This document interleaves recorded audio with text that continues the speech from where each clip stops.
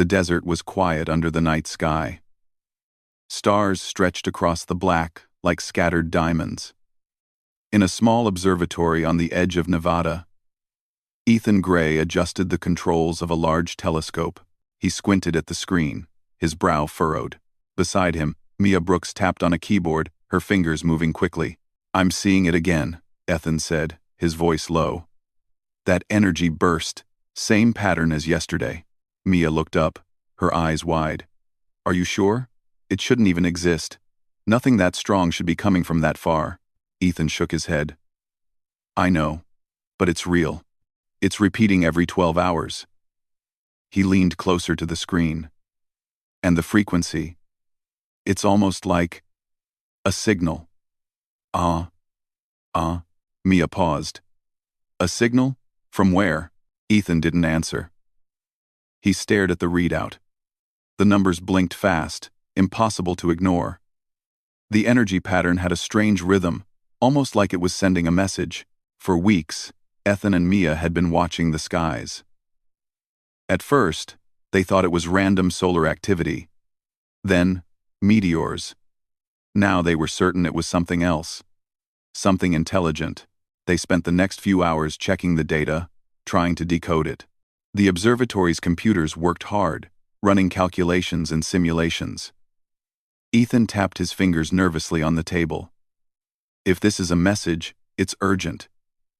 It's warning us about something," Mia swallowed. "Warning? What kind of warning?" "Crease." Ethan's eyes darkened. "I don't know, but I think someone is fighting near our solar system. Something big." The next morning, Ethan called the Horizon Project headquarters. He spoke with Lucas Ward, the engineer leading the lunar railgun project. "Lucas," Ethan said, "you need to see this. It's unlike anything we've ever detected. I think alien fleets are approaching." Lucas, who had been testing a new magnetic coil, froze. "Alien fleets? Ethan, don't joke. The public isn't ready for this kind of news." "I'm not joking," Ethan said firmly. "Come to Nevada. Bring Karen Price too. This could be serious." Within hours, Lucas and Karen arrived at the observatory. Karen, a physicist, immediately examined the data. She adjusted her glasses and leaned over the screen. "This is incredible. The energy pattern, the strength. It's beyond our technology. If it's a weapon, it could destroy a planet." Mia's hands shook. "We have to warn someone," she whispered. Ethan nodded. "The governments will listen if we have proof. We have to act fast." They prepared a report, sending the data to leaders around the world. Within a day, emergency meetings were called. Scientists, military commanders, and diplomats gathered to discuss the unknown threat. Panic rippled through the planet. On a secure lunar base, Lucas and Karen worked non-stop. They had been building a weapon capable of defending Earth, a railgun that could fire a projectile across the solar system at incredible speed.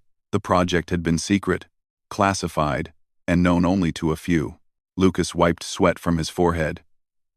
"We need more power. The magnetic coils have to be perfect, or the projectile will lose speed." Karen nodded. "We'll get it. We don't have a choice. If they're coming, Earth is in danger. Close it. Company 2. Company 26. Company 26. Company 26. Company 26. Company 26. Company 26. Company 26. Meanwhile, Ethan and Mia continued to monitor the skies. Strange ships were beginning to appear near the edge of the solar system. Small at first, almost invisible. But their energy signatures were clear. "They're huge," Ethan said, his voice barely above a whisper. "I can see their shapes." "Some kind of fleet. Hundreds of ships." Mia swallowed hard. "And they're heading this way." The world watched as the first signs of the approaching fleets appeared on radar. Alien ships, unlike anything humans had imagined, glided silently through space. Their hulls shimmered with strange lights, and their weapons glowed faintly. At the observatory, Ethan leaned against the wall, his mind racing. "We need to be ready," he said. "We have one chance to show them we're not helpless." In Washington, President Daniel Hayes held a meeting with military leaders. "We need to unite," he said. "No single nation can face this alone. We must act as humanity." Admiral Claire Bennett nodded. "We are preparing defenses. The Lunar Railgun project will be our first line. If it works, it could give us an edge. On the moon." Lucas adjusted the final components of the railgun. Karen watched the power levels carefully, making small calibrations. "Almost ready," she said. "We just need a final test." Suddenly, alarms blared. Ethan, monitoring from Earth, saw something on the screen. "Look! A ship is breaking through the outer defenses. It's heading straight for the moon." On the lunar base, Captain Ryan Cole and Lieutenant Julia Barnes prepared the security teams. "We might have company," Ryan said. "Get everyone in position." Outside, a dark shape appeared against the black sky. The alien ship glided silently, its size enormous, dwarfing the lunar station. Lights blinked across its hull. The base shook slightly as the ship passed close. "They're real," Julia whispered. "They're here." Lucas gritted his teeth. "No panic. We have the railgun. If it works, it can stop them." Ethan watched from Earth as the fleet approached.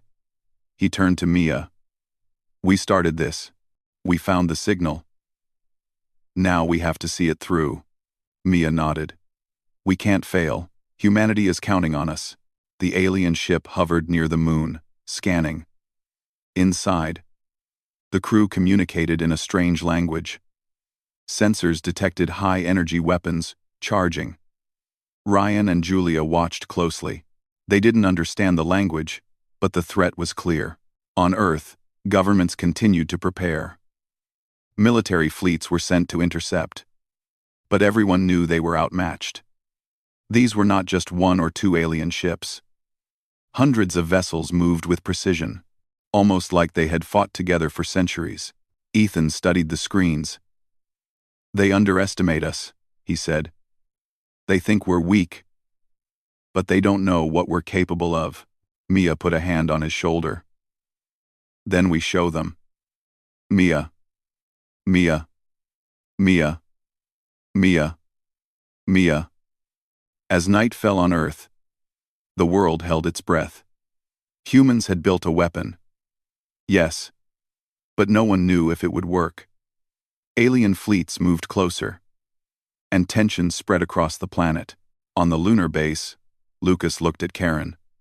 "Tonight, we make history." Karen nodded, her eyes shining. "Or we die trying, but at least we try." Ethan and Mia returned to their observatory, scanning the stars. The signal still pulsed, as if warning them once more. Ethan whispered, "We heard the call. Now it's time to answer." Somewhere in the darkness of space, alien eyes watched. They did not know that humanity had just begun to rise. The first railgun was ready. The future of the planet, and perhaps the galaxy, was about to change forever. The damaged alien cruiser drifted silently across the far side of the moon. Its hull was cracked, and pieces of metal floated in the thin lunar gravity. Alarms still blinked weakly inside, but no life signs moved. Captain Ryan Cole studied the ship through binoculars. "We have to check it," he said. Lieutenant Julia Barnes nodded. Both of them knew this could be dangerous. But curiosity and duty drove them forward. They suited up and prepared the small transport shuttle. Ethan and Mia watched the feed from Earth, their hearts beating fast. "Be careful," Ethan said. "We don't know what's inside." The shuttle landed with a soft thud near the alien cruiser. Ryan and Julia stepped out, scanning the surface. The alien ship was huge, more than 3 times the size of their base, with strange lights pulsing along its hull. The markings were unfamiliar, jagged and glowing. "This is incredible," Julia whispered. Look at the design. Nothing like we've ever seen. Ryan raised a hand. Stay alert. We don't know if anyone is alive, or if it's a trap. They carefully opened the hatch of the alien cruiser. Smoke drifted out, and the smell of burned metal filled the shuttle sensors. Inside, the corridors were dark, but dim lights flickered. The walls were smooth, almost liquid-like, and strange symbols glowed faintly. Life signs, Julia said, scanning with her device. There are at least 3 survivors. They moved forward. Cautiously. One alien, humanoid but taller and thinner than a human, lay on the floor, groaning. Its skin shimmered in green and blue shades. Ryan stepped closer. We're not here to hurt you, he said. Can you understand us? The alien's eyes opened slowly. It spoke in a language no one knew, but the translator device on Julia's belt began to work after a few seconds. The words came out haltingly. Please, help. Others are coming. Ryan glanced at Julia. She nodded. They are asking for help. There's more of them. They lifted the alien carefully and brought it to the shuttle. Outside, Lucas and Karen were preparing medical equipment. The alien was placed on a table, its body weak, but breathing. Ethan and Mia watched from Earth. Ethan whispered, So they are real. They really exist. And they are afraid of something. The alien's voice trembled. We fight. Empire. Many. Coming. Julia translated quickly. They said, multiple empires are fighting. They warned that one will destroy, if not stopped. Mia's hands shook. They are scared of each other. And us? Karen nodded. Yes, they see humanity as unpredictable. Dangerous, maybe. Ryan asked carefully. Do you want to help us? The alien's eyes flickered. Only survive. Warn. Humans must. The shuttle returned to the lunar base with the alien.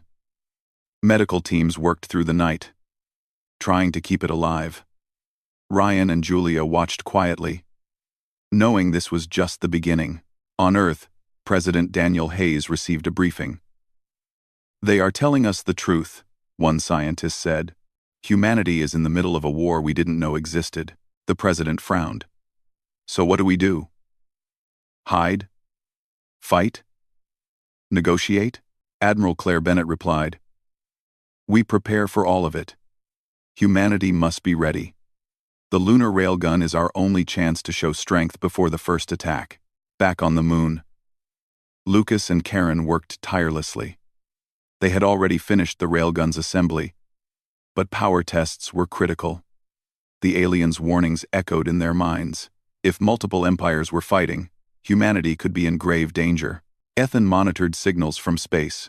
They are moving fast, he said. We can track small fleets already approaching the solar system. They are testing our defenses. Mia tapped her keyboard. We have to calculate flight paths. If they attack the moon first, the railgun may not be ready. Ryan and Julia trained the security teams. Drills repeated again and again. Everyone knows their positions. Ryan said, We cannot afford mistakes. The aliens could strike at any moment. Days passed. The wounded aliens slowly recovered. And with each movement, it revealed more information. There were different fleets, from different empires. Some fought each other openly. Others avoided conflict, observing from afar. Humanity's presence in the solar system was seen as unusual, but dangerous. They underestimated us, Julia said. They think humans are weak. That's why they came. Curiosity or arrogance. Maybe both. Lucas adjusted the railgun's final calibration. If this weapon works, we can protect the moon, maybe Earth. But it must fire perfectly. If it fails... He didn't finish the sentence. Karen laid her hand on his shoulder. We will not fail. Humanity has survived worse. The alien spoke again through the translator. They will not stop. Unless. Seen. Power. Railgun. Humans. Ethan's eyes widened. They know we are building something. They fear it. On the far edge of the solar system, alien fleets observed. Sensors detected the human signals. Commanders of different empires argued. But no one expected humanity to be capable of building a weapon like this. Humans. Primitive. Yet dangerous. One alien commander said. We underestimated them. Prepare fleets. But cautious. The wounded alien looked at Ryan and Julia. Teach. Humans. Survive. Or all. Lost. Ryan frowned. We will teach nothing. We will fight. We will survive. But we need your help to understand their tactics. The alien nodded weakly. Observe, retreat, strike. When ready, humans must. Ethan and Mia continued monitoring from Earth, calculating trajectories and possible attacks. They are testing us, Ethan said. They don't know what we can do, but they suspect. The lunar base continued preparations. Shuttle sorties checked for intruders. Sensors scanned constantly. Every night, the sky glowed with faint lights. From distant alien ships, Ethan looked at the stars. I never imagined humans would be in this position, facing so many unknown empires at once. Yet, we can do this. We have to.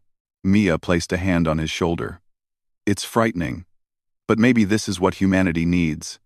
To show the universe we are not weak. The wounded alien slowly sat up one evening, its voice weak but urgent. Many will come, try, destroy. Humans. Railgun. Hope, Ryan nodded. We'll survive. We will fight smart. And the railgun? It will change everything. The next day, a scout ship appeared unexpectedly near the lunar orbit. It was small, moving quickly. Sensors showed no weapons, but the ship's presence was a warning. Humanity had been noticed. They are close, Julia said. We are in their range now. Lucas and Karen checked the railgun systems one last time. Power levels stable, Karen said. Magnetic acceleration ready. Firing sequence calibrated. Quote, Ethan watched on Earth. This is it.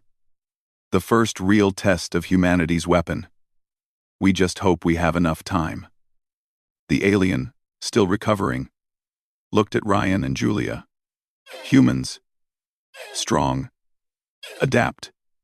Survive. Railgun. Hope. And so humanity prepared. Soldiers, scientists, and engineers worked together. The lunar base became a fortress, ready to face the first real challenge from a galaxy that had assumed humans were weak.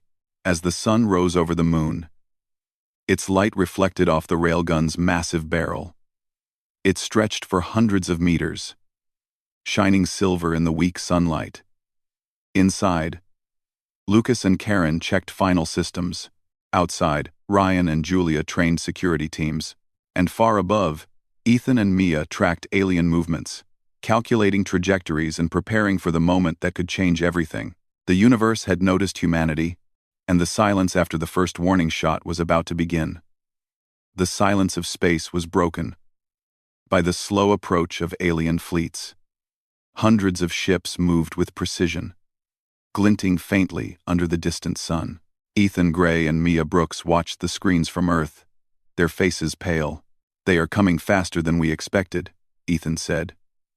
Some of the fleets are smaller, scouting. Others, huge, Mia nodded. They are testing our defenses. They don't know what we have, but they suspect. On the moon, Captain Ryan Cole and Lieutenant Julia Barnes checked every sensor. They are in orbit, Ryan said. We need to stay calm and follow the plan. The railgun must be ready. Lucas Ward adjusted the power regulators. Magnetic coils are stable. Projectile systems are charged. We can fire, but only once. If it misses or fails, it could be over for us. Karen Price monitored alien signals. They are communicating with each other. Different fleets, different languages, different tactics. We are in the middle of a war. They didn't expect to involve humans. A small alien fleet approached the lunar base directly. Sensors detected 3 ships, each larger than any human spacecraft. Alarms rang in the base. Soldiers ran to their positions, checking weapons, loading defensive drones, and activating shields. Ryan said calmly, "Hold position. Wait for the right moment. Do not fire until we have a clear target." The alien ships circled the base, scanning and firing small energy pulses to test defenses. Sparks flew across the shields, but the base held firm. Lucas gritted his teeth. "They are trying to break us before the big attack." "Stay ready," Ethan watched from Earth. "They think the lunar base is easy. They don't realize we have the railgun ready."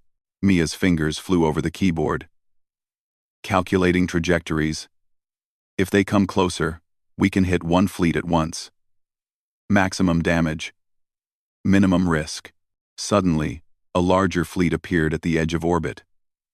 Hundreds of ships, dark and massive, moved slowly but with deadly precision. They began firing at smaller alien vessels that were testing the base. Explosions lit up the dark space. Debris scattered across orbit. "They are fighting each other," Julia said. "The bigger fleets are taking out the smaller ones. Chaos is spreading." Ryan nodded. "We can use this. We have a chance to fire when they are distracted." Lucas checked the railgun systems again. All set. Power levels at maximum. Targeting computer ready. Projectile loaded. 1 shot will be enough if we hit the flagship. Karen studied the alien signals. They are communicating rapidly. They don't know we can strike across the system. We are invisible until the railgun fires. The wounded alien, now resting in a medical bay, whispered through the translator. "Humans must strike, show power, or they will destroy all." Ethan clenched his fists. "This is it. Our chance to prove humanity is not weak." The smaller alien ships tried to regroup, moving closer to each other. The larger fleets focused on the outer ones, leaving the inner orbital space less defended. Ryan gave the order. "Lucas, fire when ready. Karen, double-check targeting. Everyone else, prepare for recoil and blast effects." Lucas pressed the final sequence. The railgun glowed as magnetic energy built up along its length. Sparks danced along the barrel, and the base shook with the energy surge. "Ready," Lucas said. Ethan and Mia watched on Earth as the projectile launched.